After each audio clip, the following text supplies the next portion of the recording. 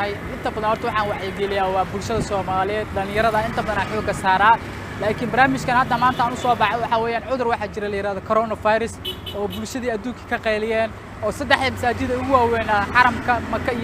Makka iyo Madiina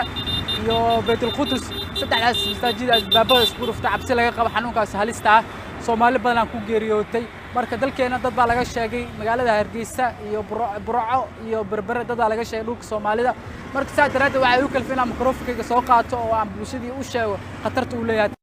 anoo booqanayo meelaha dadka iskugu yimaadaan Soomaalidu waa dad aad u madax adag marka loo eego dadyoga dunida ma jirto wax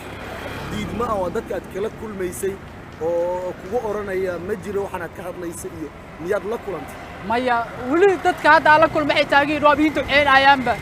waa biintu ceenayaan odayaal kamid ah waa biintu ceenayaan waxay leeyihiin ma sha Allah adeer hol fiican wada